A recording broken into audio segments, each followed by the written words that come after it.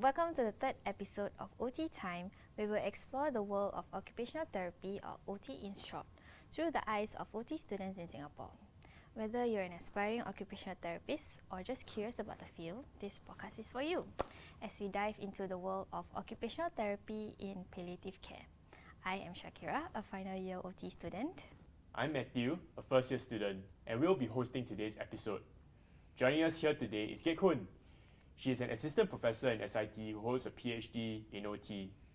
Her active contributions in education and research are elevating the standards of Singapore's occupational therapy in palliative care. To many of us students, Geck Hoon has also been an inspiring mentor as well. We're so excited to have her here with us today. So Geck Hoon, we're just curious, what made you start to study OT when you were just starting out? Okay, so actually I first heard about OT from my JC friend when she talked, actually not OT, she just talked about the therapies. So when I heard about it, it was something that I was interested in, but I didn't know where to get more information. So after my A-level results came out, we got a scholarship booklet. So I was very happy that when I flip, oh, here are the various therapies. And I read about OT, and that one appealed to me because it was about art and science. So I didn't want to do something that is pure science. Neither am I very super arty, but the blend of both appealed to me. Then, can you share your journey when you started OT? Wow, it's a very long journey. Maybe, okay, when you specialize in palliative care. Okay, so in terms of palliative care, my first exposure was when my mom was diagnosed with lung cancer. And so, of course, she received chemotherapy, etc. And it was a very fast progression. So within 1 year, she passed away. So in that 1 year, towards the later half of that 1 year, Hospice Care Association came on board. And I saw how the nurses came to check on her, and that made a difference. So with that, I thought, wow, that's a really great thing to be able to do for others.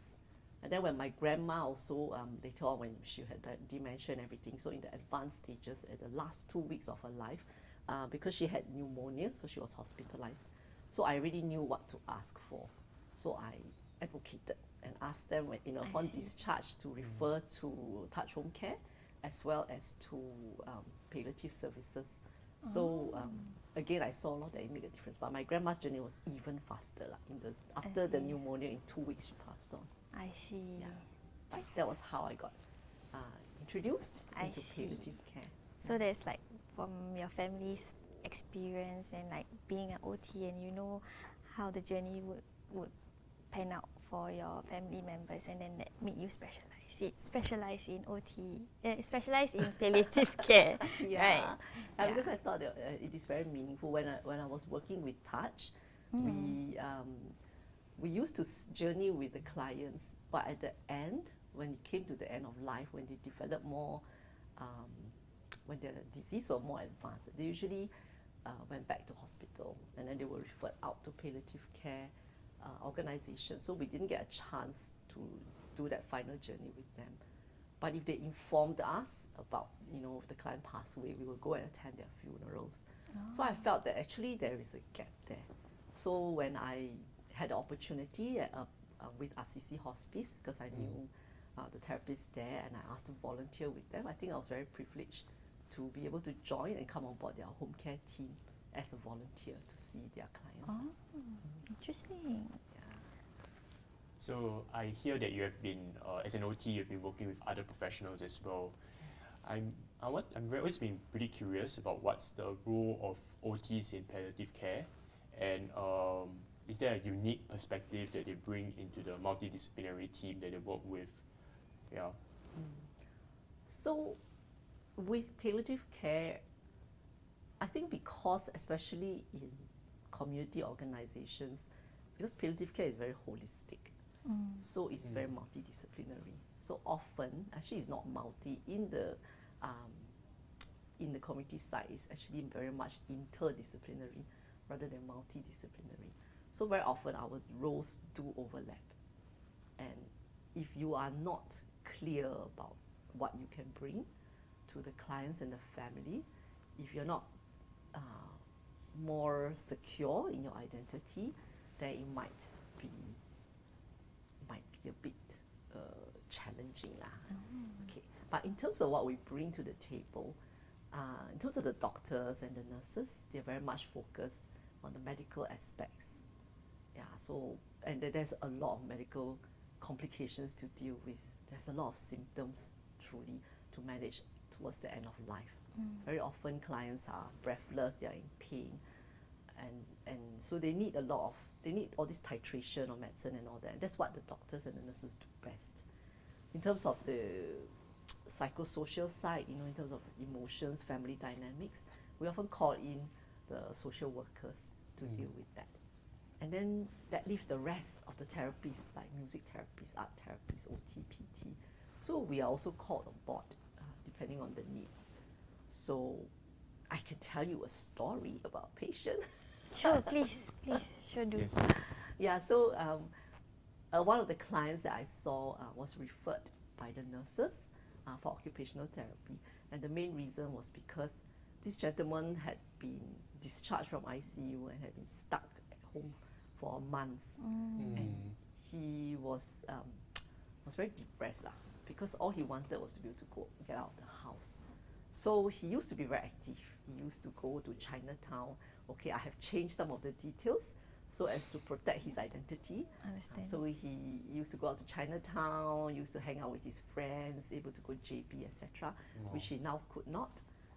And the condition that left him, now he was like more breathless, so deconditioned, plus he had some visual impairment. It was some sort of heart condition, but they were not able to give specifically what was the thing because the man refused investigations and refused treatment. And refused all of this because he felt there was no point to live. So when the nurses referred me, so I went to visit him. In the first visit, he told me that what he wanted to do is to go out. He wanted to get out of the house, he wanted to go and hang out with his friends, he wanted to be able to go to the coffee shop, he wanted to go to the barber to get his hair cut. So he wanted that freedom, which he could not. So, and he was very clear. He doesn't want a maid to push him because he has a helper actually. He wants to be able to do this by himself. So in terms of getting out by himself, we then have to look at motorized wheelchair. So with permission from the daughter, because the family side were very concerned about his safety, they were afraid that he'll be impulsive. They were afraid that maybe he cannot see so clearly. What if he gets into an accident? So with permission with the daughter, as well as I went to contact a vendor, so we borrowed an electric wheelchair to try out with him. So it was very fun. So we went out together, check whether he can get out of the house, can he manage the lift, can he steer, is he aware of the obstacles along the path, is he safe when there are people walking around, can he cross the road, etc., etc. And the happy thing is, yes, actually it was not bad. Of course, initially we need to cue him a bit and say, oh, wait, hang on, you got to watch, you got to scan a bit more before you move forward. So with that, we found that actually he was okay. He could get safely to the coffee shop, to the barber. So that was the end of the first session. So the conclusion was yes, he could, but with conditions. So the conditions that we laid was that his daughter had to follow him first for a few sessions to make sure he's really safe. The second condition we laid was that because his house was near a school and the coffee shop was across the road, and that's where the school was also. So we said that, okay, during peak hours, that means when the school children were going into school or getting out of school, not to travel at those hours, because then we are risking the children as well, so we don't want to have accident. So with those conditions set in place, after a few sessions, the family was comfortable to let him go by himself. And he was very happy. So the last that I heard the nurses feedback was that he could go to Chinatown, he could even go to JB, he can go and get porridge, which is what he wanted, get his hair cut. And so because there is now a purpose, something to look forward in life, So he decided he wants to have treatment. So he wants to have investigation, he wants to have treatment.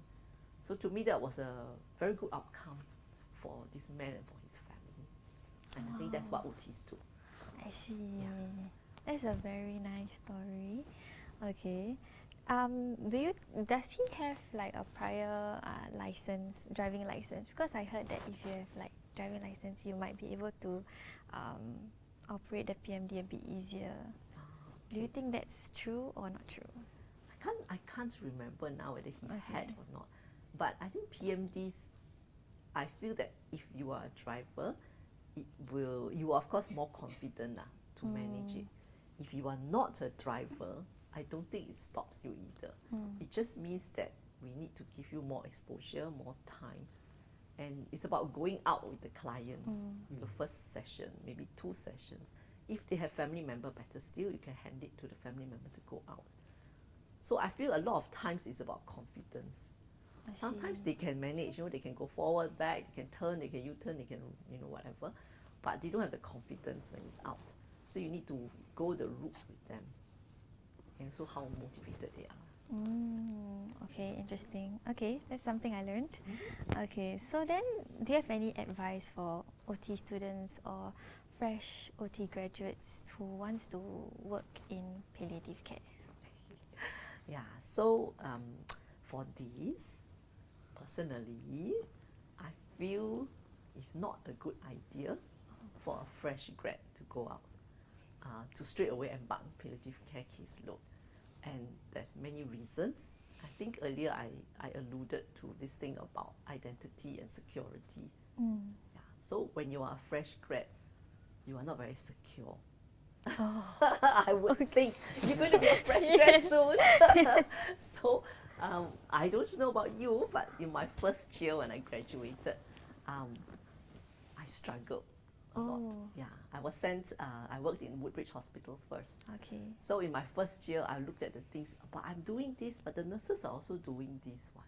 You know, that kind of thing. And then when I first went to the acute hospital, I worked at rehab, first Tan Tock Seng rehab, and then after that Tan Tock Seng, I also struggled like, but then the physio is doing this, so I'm also doing this. So what's the difference?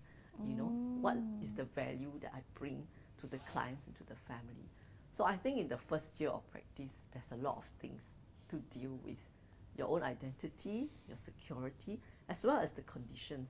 So with palliative care, I think one of the challenges is the medical conditions.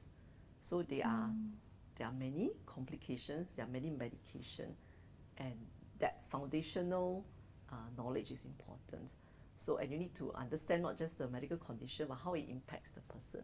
Not just the medication, how does it help the clients, but also the side effects.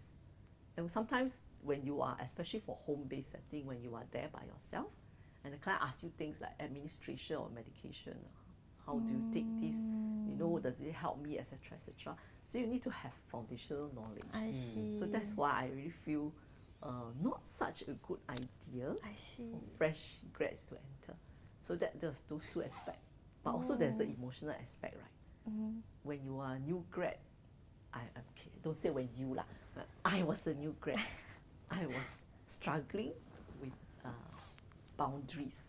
Okay. Yeah, because if you don't care about the client, you're very aloof, then how can you do a good job? So you still need to care for the client. You still, and I mean, we join this profession because we do care lah, and we do want to make a difference. So, but then there's a boundaries to be set, because if you are not clear about the boundaries, then you get burnt very fast. Yeah. So as a fresh grad in my first place of work, I struggled for 6 months. I cry every night because I was very stressed by the clients. Until after the first year, I realized that it's not going to work like that. So I learned to set boundaries to protect myself. That yes, I will give my best, but it should not be interfering with myself as a person, my identity, my family life, etc. So I set boundaries that I will care, I will do my best, but I'm still myself, I've got my own person that I'm going to deal with.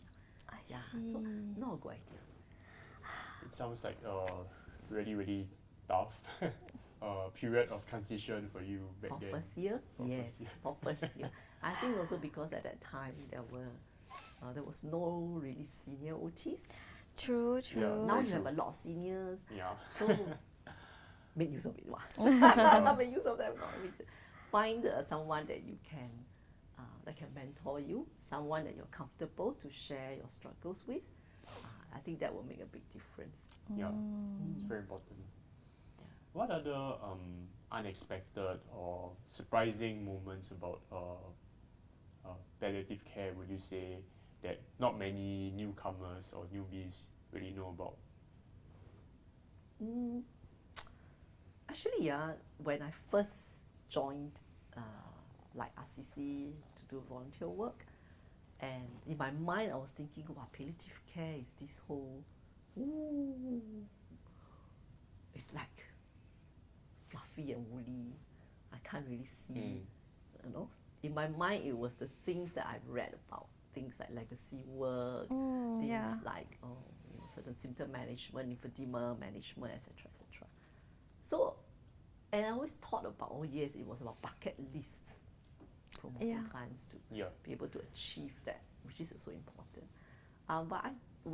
As I went along, and I got exposure, and I got to work with the clients, actually I realized that there's quite a lot of similarities With general OT work. okay. To me, that surprised me. Okay. Because I would get referral, right? I have this case, or this fantastic case. You have time to hear case? Of course. Story? Yeah, Of course. I had this fantastic case where this lady had aorta dissection, aortic dissection. Aiyo. So Okay. this where the aorta can, can happen, and then it's a life-threatening condition, right? So she was bed-bound for 9 months. Oh, deconditioned. Totally deconditioned. She was a large woman. So she had 2 helpers. She couldn't even roll in bed. So you had 2 helpers to roll her and then to get her out of bed. Then she was on catheter or so, long term. So then the nurse referred. Then I was like, okay, what am I going to do? So I went to look at the lady. I went to visit her. I said, oh, so what do you want actually? And then she said, okay, I want to go to the toilet by myself. Then I was like stunned and stressed. Yeah. Wow, how to do this, Then I checked with the nurse, with the team, everything. And then they say, yeah, actually she's quite stable. She's been stable. And they were going to work towards discharge from the palliative team. So I was like, okay, really? So the nurse went on to wean her off the catheter. Okay. So now that means that, we really need to get her, she really wants to be able to go to the toilet for her toileting needs. So we did basic OT rehab things. Yeah, which is like, to me, wow, okay. So got her to do the usual, like rolling in bed with assistance, lie to sit to stand with walking frame, take 1 step forward, step backward, and then try to walk a few steps. And amazingly, because she had such a strong will, and she really wanted this, in about 4 sessions, 4 to 5 sessions, we managed to get her to walk from the living room to the kitchen, to just outside her bathroom. But we haven't taken the step in yet. I understand. Yeah. So it was, to me, so that's what I meant by, I thought palliative care is all this woolly stuff. But palliative care also includes all of the rehab stuff. So for all of those things, like for this lady, we worked on things like the usual stuff, like to sit transfer, sit to stand gait, as well as conditioning, as well as caregiver training. So we look at all of this, which is usual OT stuff. So that's the part that is interesting and surprising. Yeah. Usually in palliative care, like what's the time frame that you have? Like for example, acute, you have like it's within 1 week, 2 weeks, like that, right? Then in community hospital, it's about a month or so. So what about in palliative care? So your question is how much time we have to work with the clients? Yeah. Or your question is how much time do the clients have actually? Oh, it could be both, yeah. Yeah. So in terms of how much time you have with the clients depends on the setting as usual. Yeah. Just like in acute hospital. Okay. So in say in a hospice setting, then the timeline is actually 3 months because the estimated length that they have is actually 3 months. So usually it's about 3 months. But say if they are in the daycare setting, daycare space, palliative daycare, then the time is about 1 year. So it depends. And if it's home care, it's also roughly about that one is very varied. Could be about 1 year, in which case if they are so well, then we will discharge them. Like the lady that I mentioned was discharged at the end because she became like a real rehab case. yeah. But the difference between palliative care, I mean, that's why I told you about similarities, right? Yeah. Some of the differences is the time frame. The time frame can be very short. So like there was a case that I saw. She was supposed to do scooter. Yeah. So I saw her on a Friday. We talked about things, and then I also gave her some other things that we explored, like colouring if she wanted to. So my plan was to visit the following week, Monday. Then Saturday, the nurse called me. I'm sorry to inform you. I'm sorry to disturb you on the weekend, basically, but she just passed away. I was so stunned. Huh? Passed away, but she looked so well. I just saw her on the day before. How could it be? But it's very fast, no? So for her, it was a heart condition. So the heart just gave way, means it just gave way. So she passed away. So it could be very short. There was another case that I saw that the client was doing very well. So he was hospitalized, and he was discharged. And he came home, and then the nurse said, okay, come, I bring you along because he's doing very well. You know, in the hospital, he managed to sit up. Last time he couldn't, I could. So, okay, let's go and do, hand over to OT for some rehab as well. But when we got there, the family was telling us, actually, they couldn't get a BP reading. So the nurse who went in with me tried to read. There was no reading on the BP. His pulse was tready. It was clammy and cold. So he's actually in the actively dying phase already. So he's definitely not for OT anymore. So that's why that's the other part about difference about palliative care is that situations can change very fast. Yeah. So you have to be prepared. Yeah. Yeah, because it's dynamic. Yeah, considering that it's like quite unexpected, right, with the timeline. So then I think like tying in with your like the boundaries that you mentioned, what do you think are like the emotional challenging parts? And do you think it's like a right fit for those who are interested in palliative care? So what's your thoughts? I think if you have interest, it's very good. Some people don't like the word. Okay. Yeah. So those who are interested, well done. In terms of fit and in terms of emotional thing, I think self-awareness is very important. So you need to know what you can and what you cannot handle. So for myself, I cannot handle children. I can handle older adults who may be dying, because to me, in my mind, they have lived a full life. But for children, it's very difficult. So I also didn't realize this until at the beginning. I went to attend this palliative care conference. Okay. And there was this art therapist, a presentation about her work. And then I was late, so I went in. I sat at the back of the LT to listen, and she was presenting the art pieces from the children and the siblings sometimes. Wow, luckily I sit at the back. I keep crying. Oh no! I was just crying and crying. So I was such a wreck. And I realized I can't do not for kids, because when I attended all the other sessions, different, I'm like, yeah, okay, makes sense to me, the older adults. So yes, I may care, but I'm not a wreck. So self-awareness is very important. Yeah, so therefore I choose not to be involved in any of the kids cases because I cannot handle it. It's too close to my heart because I have kids myself. Yeah. So so you asked about so self-awareness is very important. And I think besides self-awareness, you also need to have support. You need to have support. You need to be able to process the emotional parts. So different people process differently. Different people have different supports. Some people will go out with friends. And I must say about this point, the palliative team is very good. support within the team itself. So usually the team members are very close, so they don't have that kind of hierarchy and things like that. The doctors are very supportive, and you have that. And for myself, it's also my faith, it's my religious beliefs that help me to go on, to press on. So if I'm very upset by the suffering that I see, and they do suffer, some clients suffer very greatly. They suffer because they are in pain, they suffer because they are very breathless. So when I see that, and I can't do anything to help them, that is very painful for me to manage. Yeah. So then it makes me wonder, about life, about the value of living, etc., etc., etc.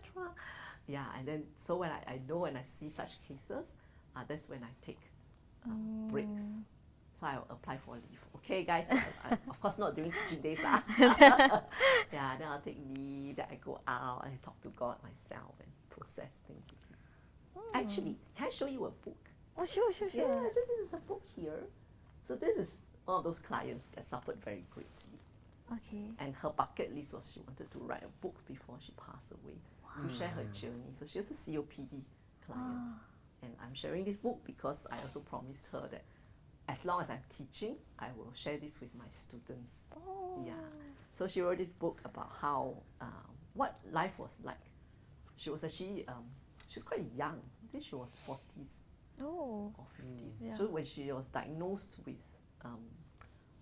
respiratory failure and then lung and then heart failure as well, she was still very young. She used to be a teacher as well.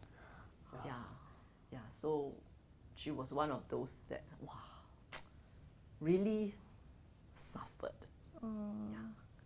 So there was actually a question about assistive technology. So she was also one of them that used the BiPAP, which also caused her a lot of pain. Okay. But then maybe you wanna explain a bit more about the assistive device that you tried with her. With her, we didn't prescribe the BiPAP. Those are prescribed by the hospital. So the BiPAP is something that helps you breathe, right? And it's called BiPAP because it's by pressure.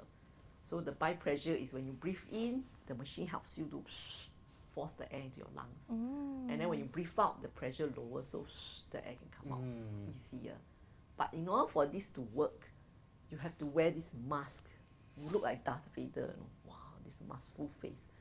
And the mask has to seal well. Because otherwise, when the air is trying to force into your lung, it will just come out. Yeah. So it's a seal. And this gave her so much pain. So because of the headache, she has to wear it for. So usually, clients start maybe with 1 hour a day. Then as the disease progresses, it has to go up to 2 hours and 4 hours, etc. And it gives so much pain, so much. You can imagine, right? When we wear the N95. we also feel pain, right? Yeah. Pain here, pain here. So this one is a whole head. Yeah, so that was something she struggled with. The other thing that we used with her, because she was quite big size, so she was very edematous. She had a lot of swelling. So we had to use a tilt-in-space commode chair for her, so that we could distribute the pressure for her. So sometimes because she's very breathless, so she doesn't sleep. She doesn't really sleep on the bed. Sometimes she sits on the commode chair. Then of course you cannot sit too long. You get pressure and then your legs. So you have to tilt in space.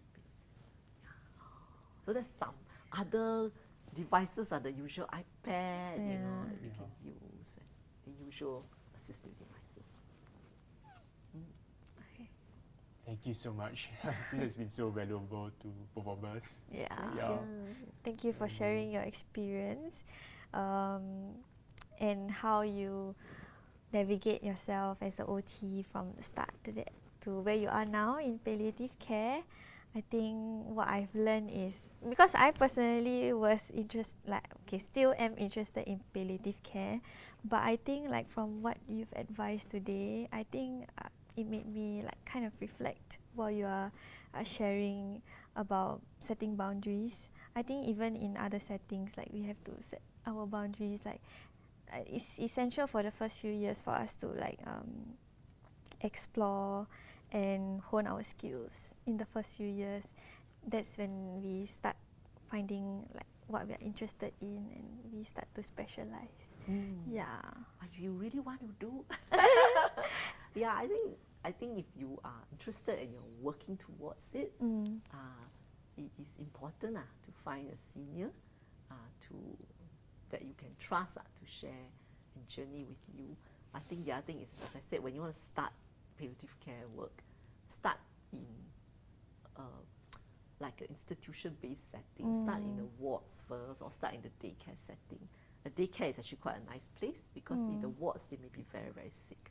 Yeah, I mean that's why they enter the hospital, because the symptom need to be managed again. So they may be in too much pain, they may be struggling a lot. So start in the daycare is actually a very nice space where they are quite well, but they're not very, very well. And then, but don't ever start in home care, because home care is you are the sole person. You go in, you have to like, okay, what shall we do? After time, you're please, I want to hurt, no harm, do no harm. Right? So they are worrying about that. What's another thing I wanted to share with you, but I can't remember already about starting. So sorry, I can't remember. It's okay. What about Matthew? What do you think? Thank you, because for me, I'm still at the basics. I'm still learning the basics of OT. I think what was quite meaningful to me was when you talked about volition and spirituality for you, both yourself as the therapist and the client as well. I think that's something which I've learned over the past trimester, and I'm trying to apply that in future classes also. Palliative care does sound very daunting, but I think it's increasingly important part of OT in the Singapore context also. Yeah. So thank you. My pleasure. I remember what I want to say to you. Yeah. So in terms of starting, right? Okay. I want to share one of your cohort mates, right? So she was sent in the CPE to place in palliative space. I think what she shared with me, because initially she struggled very much with, she wanted to do with the clients. She wanted to do things, she wanted to transfer and do things. But the client don't want to do anything. Yeah. So sometimes we will face clients who refuse your treatment session.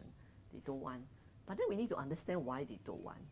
Sometimes they don't want because they are too symptomatic. So they don't want. They don't have the energy, or they're too much struggling for breath, or they're in pain, so they don't want.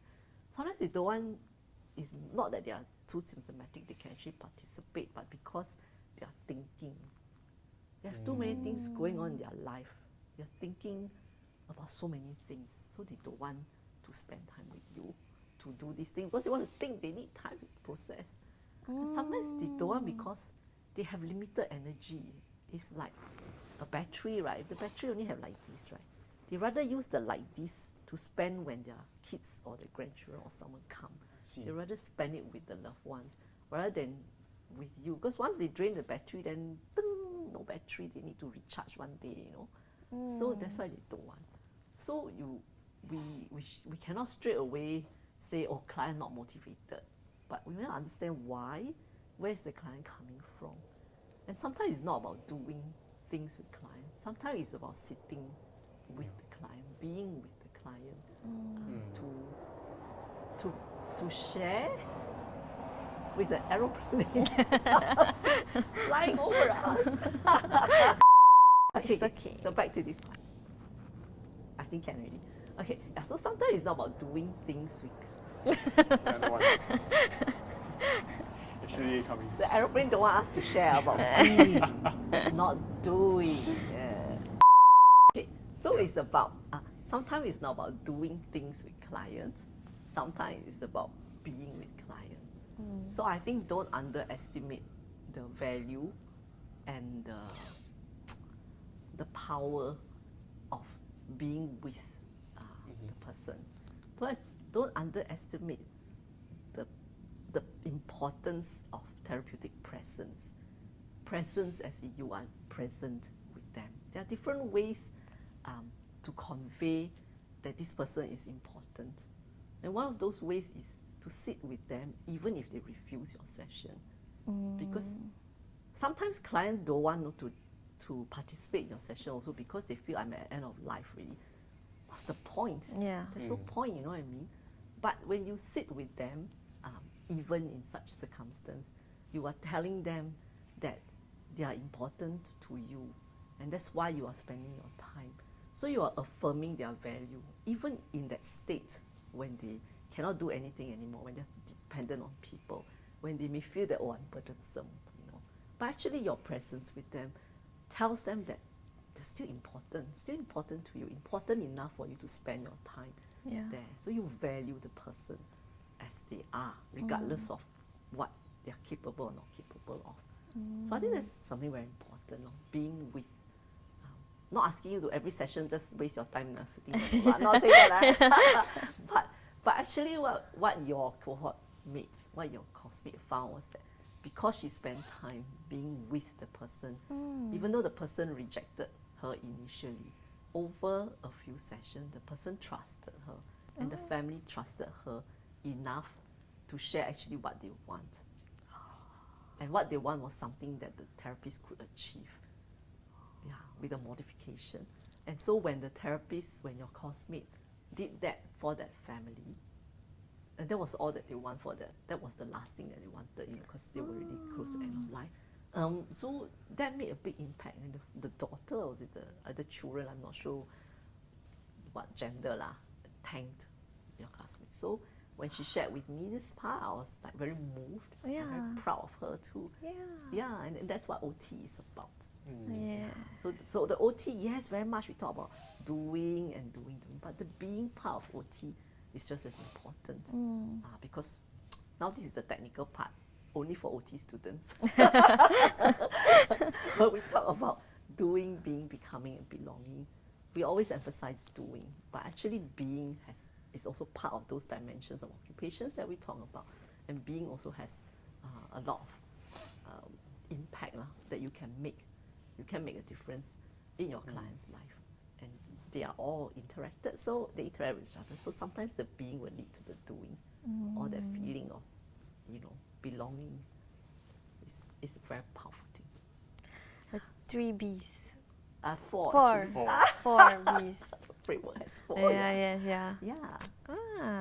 I think a lot of the advice from supervisors, from all the faculty, right, is about being present with the client. Even in like the things that we learn in school, is about being present with the client so that you know what they truly want, being client-centered. But I think one of the struggles is like from my CP experience and what a lot of my coursemates when we graduate is finding the balance between like being present and also meeting with the time frame that you have with the client. So I think like what you mentioned, don't always like just be with the client every single session just sit there and not do nothing. But I think with experience, I guess it helps with knowing when to be more assertive with the client and like try to change the direction of how you want to interact with the client, right? I think what you say is absolutely that I mean, sometimes you have to shift the client. You can't always like that also cannot. So it depends. It also depends on client personalities. So, but I think most of all it depends on rapport. Then that's why you need to build that rapport. True. Then you will be better able to navigate how do we do this? Do we shift the client give? It's just different for different people. Have you started your CPE yet? Well, there's going to be my CPE 1 coming up in a few weeks. Are you excited? Yeah, I'm quite. Do you know where you're going? Also. No, not yet. Not yet? Yeah. Okay. Do you hope for which like setting? Or like you praying, Honestly, manifesting? I'm okay. You're okay with any? Yeah, I'm okay with anything. Oh, okay. Because I've seen, I think I've seen SPED so far. I've seen SPED and geriatric only, and acute hospital. Yeah, I see. but yeah, I'm looking forward to something new, maybe something familiar yet something new. So yeah, All the best. thank you. So thank you for your time today. Thank you for sharing your valuable experience in palliative care.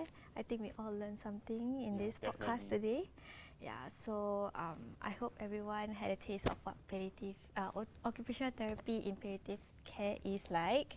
And thank you for tuning in. Bye-bye. Bye. Bye.